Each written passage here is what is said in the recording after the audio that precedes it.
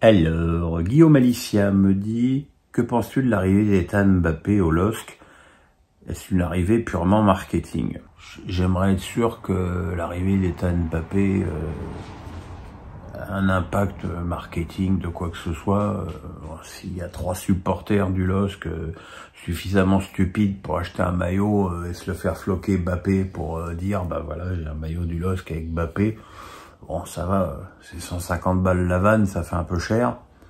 Après, voilà, c'est un jeune qui est pas inintéressant,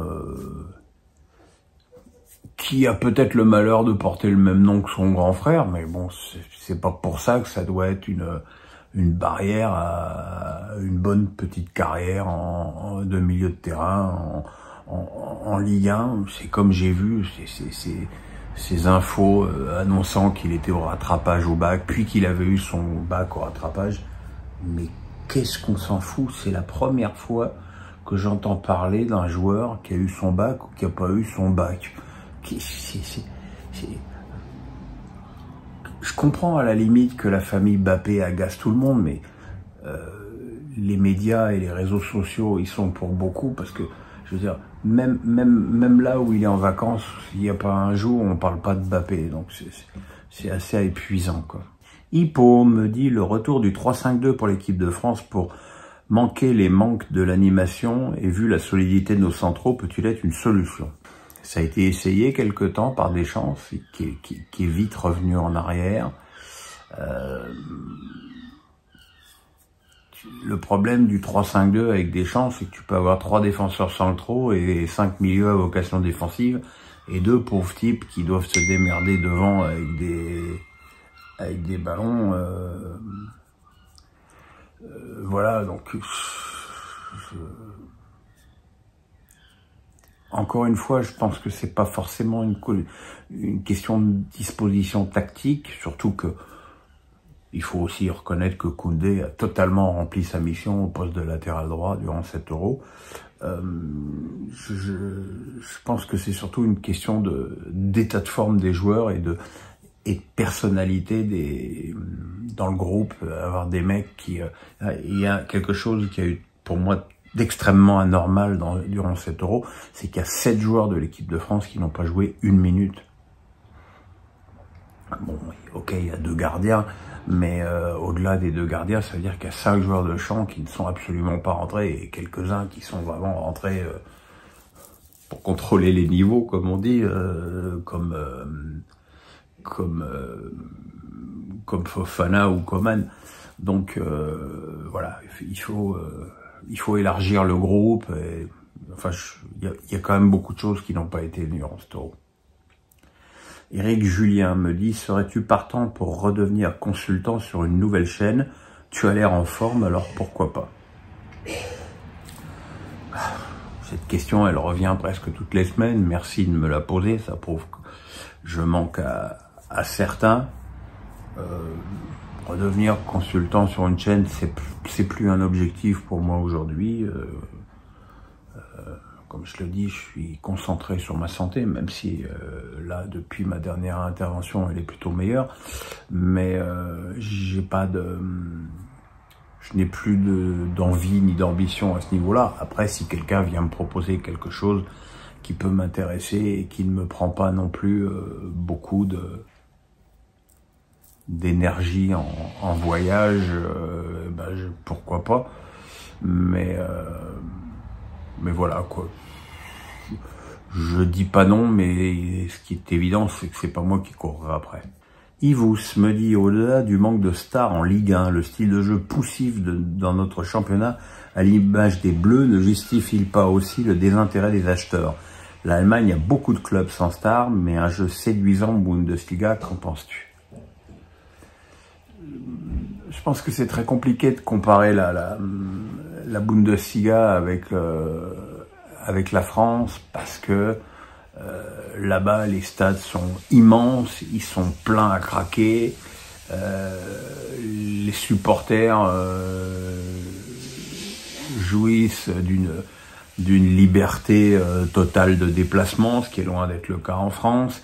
C'est-à-dire que en France, on se met plein de freins qui n'ont pas de rapport avec le terrain, des freins fiscaux déjà, Je me souviens que rien que les prélèvements de sécu de l'Allemagne par rapport à la France, c'est quasiment 20% d'écart. On n'arrête pas d'emmerder les supporters qui finalement, au bout d'un moment, arrivent au fait de plus les exciter qu'autre chose. Donc voilà. Et puis après, il y a le jeu, effectivement, il y a une tradition allemande qui fait que c'est un foot très offensif, mais voilà, Serhou Guirassy n'était pas titulaire à Rennes, il a mis 25 buts avec Stuttgart. Kolo Muani, il rentrait à peine de temps en temps avec le PSG, il a mis plus de 20 buts avec Francfort l'année dernière. Ce sont deux mondes différents. Après, il est évident que le championnat de France, il est tactique, il est physique, il est défensif, il est pas sans intérêt, mais il fait pas rêver, et puis il fait d'autant moins rêver que là, aujourd'hui, en un an d'écart, le championnat de France a perdu Messi, Neymar, Mbappé. Et ça, c'est... vous pouvez me prendre le problème quand vous voulez, c'est 150 à 200 millions de moins qui va être mis par les diffuseurs potentiels. Gaël MDLE me dit « Glissade, amorti, rallye, Wimbledon est devenu un tournoi de terre battue ?» pour interrogation. On est dans une uniformisation des surfaces depuis maintenant trop longtemps dans le tennis. Bon, bah, la terre battue, ça reste de la terre battue, tu peux pas y faire grand chose. Par contre, selon le revêtement que tu mets sur du ciment, tu peux rendre la surface plus ou moins dure, enfin plus ou moins rapide. Et pareil, selon des questions de tonte, tu peux rendre le gazon plus ou moins rapide aussi. Ce qui fait que finalement, on a les mêmes acteurs, et d'ailleurs le même vainqueur, sur un tournoi aussi différent que Roland-Garros et Wimbledon. Alors Björn Borg l'a déjà fait plus d'une fois aussi, ce doublé. Donc, mais c'est vrai que je pense que ce serait bien que le gazon redevienne du gazon avec avec un jeu peut-être plus rapide, qui permettrait peut-être aussi à des joueurs de se projeter un petit peu vers l'avant, parce que c'est tout juste si le meilleur volleyeur du tournoi, ça n'a pas été Carlos Alcaraz. Donc ça pose quand même question. Ben me dit, la Coupe du Monde en plein hiver a été une réussite en termes de qualité de jeu. Serais-tu pour que les compétitions se déroulent à cette période, là où les joueurs sont au top physiquement, car honnêtement, l'Euro, on s'est bien embêté, très bien la politesse, sur 90% des matchs. Alors, la Coupe du Monde en plein hiver, comme son nom l'indique, c'est une compétition en hiver, qui ne peut objectivement se dérouler que dans des pays où le climat est inversé, ou des pays où la température est caniculaire en été, comme le Qatar. Mais je pense effectivement que si on doit, par exemple, faire la Coupe du Monde dans 6 ans en Arabie Saoudite, ce serait bien de la refaire en hiver, même si ça bouleverse un petit peu les calendriers, parce que comme je l'avais à plusieurs reprises souligné avant cette Coupe du Monde, il est évident que jouer une Coupe du Monde quand tu es au milieu de ta saison, tu es beaucoup plus en forme que quand tu la joues à la fin de ta saison. Ce qui explique aussi peut-être la différence de forme entre la CAN et l'Euro, parce que évidemment la grande majorité des joueurs qui composent la CAN jouant en Europe, eux aussi ils sont arrivés en meilleure forme. C'est un problème, et pour ça, il faudrait aussi peut-être, encore une fois, alléger les matchs. Anatole du 49 me dit, pensez-vous que Lilian Thuram ait joué un rôle dans le transfert de Kefren à la Juve. Ben, c'est un petit peu la même remarque que pour Ethan Mbappé. C'est pas parce que t'es le frère d'eux ou le fils d'eux que tu bénéficies nécessairement d'un piston. La Juve va pas claquer 20 millions sur Kefren pour faire plaisir à Lilian. Ça n'existe pas. Ça, c'est du fantasme. Après, effectivement, en tant qu'ancien joueur de la Juve, il a peut-être participé aux négociations, aux discussions. Voilà, mais enfin bon, l'entraîneur de la Juve étant désormais Thiago Motta, coucou mon Thiago,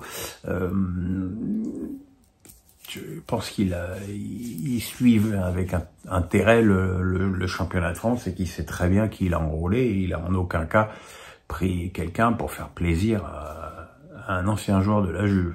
Yvous me dit « Je soutiens l'idée que Mbappé a subi un harcèlement moral à Paris, même si ça ne l'exonère pas de ses propres manquements. Mais son échec à l'Euro ne t'inquiète-t-il pas pour ses débuts à Madrid? La coupure est-elle suffisante pour relancer la machine ?» Mais on parle d'un joueur de 25 ans, pas d'un joueur de 32.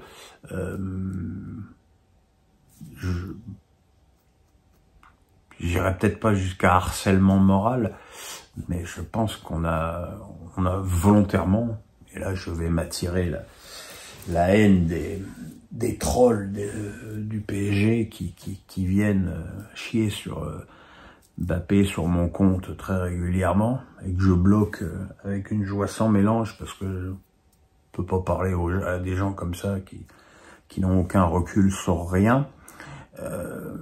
Mais il est évident que depuis que Mbappé a annoncé au club son départ à la fin de la saison, rien n'a plus été pareil pour lui en termes d'attitude, du fait qu'à un moment donné, il rentre, il sort, il participe pas à certains matchs, et que ça lui casse son rythme. Et puis je pense que ça l'a mentalement beaucoup usé, beaucoup affecté. Effectivement, ça ne... Non, mais j'ai une remarque à faire aux supporters parisiens, vous qui lui avez vomi dessus dans des proportions hallucinantes. Après ces deux très mauvais matchs contre Dortmund, est-ce que vous avez vu une différence avec le Mbappé des matchs de l'équipe de France, avec le Mbappé des matchs contre Dortmund? Non. Donc c'est pas une question de chier sur le club, de ne plus être motivé par le maillot. C'est qu'à un moment donné, bah, quand tu peux plus, tu peux plus. Voilà. Et quand en plus à l'Euro tu te fais exploser le blaze à la fin du premier match, bah, ça ne t'aide pas à retrouver du rythme. Maintenant, là, Mbappé n'a besoin que de deux choses. Un, du repos. Deux, une préparation physique intense et longue avec son nouveau club. Et là, une fois que ces deux choses se seront passées, on pourra vraiment juger du niveau de Mbappé. Après, il n'arrive pas dans un club... enfin, déjà, il arrive dans un club où il est attendu de façon d'ailleurs assez incroyable pour un club qui vient de gagner des champions comme une superstar. Et il sera traité comme tel. Et on peut faire confiance à Ancelotti pour le mettre dans les meilleures conditions pour qu'il performe, parce que c'est dans l'intérêt de tous.